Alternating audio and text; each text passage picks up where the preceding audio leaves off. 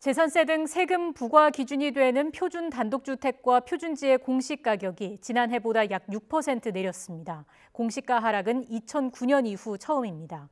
오는 3월에 발표되는 표준 아파트 공시가격은 이보다 더 크게 하락할 것으로 전망됩니다. 이동우 기자가 취재했습니다. 부동산 침체기에 부동산 보유세 부담을 완화하기 위해 정부가 올해 표준지와 표준주택의 공시가격을 지난해보다 약 6% 내렸습니다. 표준지와 표준주택 공시가격이 내려간 것은 지난 2009년 금융위기 이후 14년 만에 처음입니다. 단독주택과 토지 공시가격의 현실화율이 지나치게 높아지면서 보유세 부담이 가중돼 조세 저항까지 우려되자 2020년 수준으로 하향 조정한 영향이 큽니다. 최근 집값 하향세 및 어려운 경제 여건 등을 감안하여 23년 부동산 보유세 부담을 20년 수준으로 완화하기 위해 23년 현실화율을 20년 수준으로 하향 조정하게 됐습니다. 표준지와 표준주택 공시가격은 개별 지가와 개별 주택가격 산정의 기준으로 정확한 개별 공시가격은 시군구에서 산정합니다.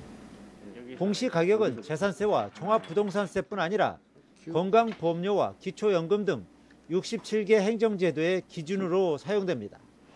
이런 가운데 올해 3월 발표되는 아파트 공시가격은 표준주택이나 표준지보다 더 크게 내릴 것으로 전망됩니다. 지난해 실거래가가 급락한 데다 공시가격 현실화율을 2020년 수준으로 낮추기로 하면서 가격 하락에 현실화율 인하 효과까지 겹치기 때문입니다.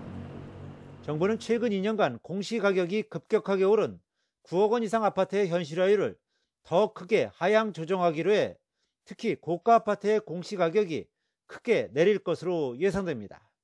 9억 원 이상 주택은 지난 정부가 현실화가 부족한 고가주택으로 분류해 최근 2년간 공시가격을 급격하게 올렸습니다. 정부는 올해 이후 적용될 공시가격 현실화 계획은 올해 부동산 시장 상황과 경제 여건의 불확실성이 높아 올 하반기에 확정할 예정입니다. YTN 이동우입니다.